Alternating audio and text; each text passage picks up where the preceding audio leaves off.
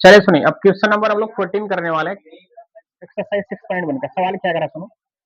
सवाल ये करा कि मान लीजिए पाइप है और इस पाइप से रेत को गिराया जा रहा है और रेत जब गिरेगा तो एक शंक्वाकार भाग बन जाएगा और शंक्वाकार जो भाग बन रहा है ये कह रहा है कि अगर इसकी ऊंचाई बढ़े, क्योंकि अगर मान लीजिए अगर हम मिट्टी से नहीं डाल रहे हैं ना, तो मिट्टी डालने पर क्या होगा, उसकी हाइट धीरे धीरे बढ़ती जाएगी। तो यहाँ भी शंक्वाकार जो हमारे पास भाग है इसकी ऊंचाई बढ़ती जा रही है। अब ऊंचाई जो बढ़ रही है वो किस दर से बढ़ रही है वो निकालना है।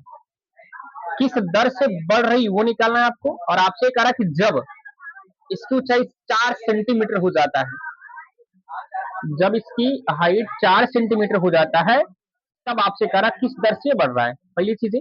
और ये भी कह रहा कि जो हमारे पास एक बन जा रहा है, एक शंक्वाकार भाग बन रहा है, उसकी जो आयतन वैल्यू है, उसकी जो टोटल एक हमारे पास एक आकार बन जा रहा है, वो टोटल वो बताया जा रहा कि वो उसकी वैल्यू है वो शायद 12 सेमी क्यूब पर सेकंड दिया जा रहा है। तो वो चीजें मुझे दिया जा रहा है। तो हम सबसे पहले यहाँ लिख सकते हैं दिया क्या जा रहा है, कि आप लिख सकते हैं क्या, शंकु का आयतन में वृद्धि, आयतन में जो वृद्धि है वो कितनी बताई जा रही भैया, इसे हम लिख सकते हैं dv अपॉन dt का जो मान है वो 12 सेमी क्यूब प्रति सेकेंड। ये चीजें आप मान लीजिएगा कि आधार की त्रिज्या होगा और इसकी ऊंचाई जो है h करके। यहाँ एक चीज और दिया जा रहा कि जो आधार की त्रिज्या अर्थात h है वो इस शंकु की जो आधार की त्रिज्या करे, आधार की जो ऊंचाई h है उसकी त्रिज्या अर्थात स्मॉल r छठा भाग है। तो छठा भाग ये है, लेकिन जैसे क्वेश्चन लगाएंगे तो छठा भाग कौन सा हो जाएगा, ये बन जाएगा। अब यहाँ से अगर मैं आर का मान निकालना चाहूँ तो लिख सकते हो क्या, 6f लिख सकते हो ना। अब करना क्या होगा, मुझे जो चीज दिया है उसे हम सॉल्व करके dh पॉइंट dt का मान निकालने वाले हैं, ठीक है ना। तो यहाँ लिख सकते हैं क्या, शंकु का आयतन, शंकु का आयतन बराबर सूत्र क्या होता है, 1/3 पाई आर स्क्वायर इंटू एच होता है ना। अब यहाँ v बराबर मैं लिख सकता हूँ 1/3 पाई आर स्क्वायर इंटू एच हुआ। अब करना चाहूंगा किसके सापेक्ष का, समय के सापेक्ष, लिख सकते हैं टी के सापेक्ष अवकलन करने पर। यहाँ लिख दीजिए आप टी के सापेक्ष अवकलन करने पर, ठीक है ना। अब देखिए क्या मिलेगा, हम v का अगर t के सापेक्ष करेंगे तो dv अपॉन dt मिलेगा। अब यहाँ हम इसको d अपॉन dt और हमारे पास वैल्यू है 1/3 पाई आर स्क्वायर इंटू एच करके है, आर स्क्वायर इंटू एच करके है।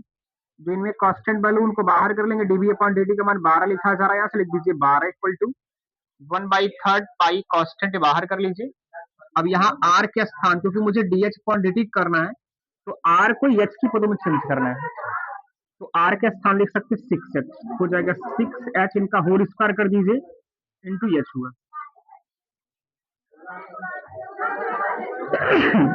अब देखिए करना क्या है, 12 को मैंने 12 लिखा, ये चीज हर में अगर पक्षांतर करें कहाँ जाएगा, अंश में, और ये पाई बटी में आ जाएगा। इनका वर्ग कर दीजिए 6 × 36 और एच स्क्वायर को एच में करें क्या मिलेगा, एच क्यों मिलेगा। देखिए 12 का 12, 12 3 36, 3 का 3, 3 कड़ी हमारे पास मिला क्या, यहाँ मिला केवल 1/पाई मिला, क्या मिला 1/पाई। अब ध्यान दीजिएगा यहाँ अगर एच क्यूब हो चुका है ना, यहाँ मुझे डिफ्रेंसिएशन भी करना था ना भैया, तो चलिए हम यहाँ डिफ्रेंसिएशन भी कर सकते हैं बड़े ब्रैकेट के साथ, डी अपॉन डी टी कर लीजिए आप। अब अगर हम यहाँ पर एच क्यूब का करना चाहेंगे, हमारे पास D upon D T H cube का डिफ्रेंसिएशन करना है।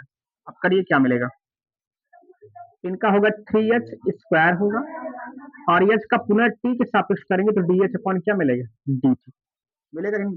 मुझे D H upon D T का मान निकालना है, ये चीज पक्षांतर कर दीजिए, तो 1/पाई हमारे पास हुआ, ये 3 है, अंश में था, पक्षांतर करें कहाँ जाएगा, हर में, और इक्वल टू हमारे पास एच स्क्वायर, या फिर कह लीजिए एच को भी इधर ही पक्षांतर करेंगे, एच स्क्वायर कर लेंगे, बराबर हमारे पास डी एच अपॉन क्या मिला, डी टी।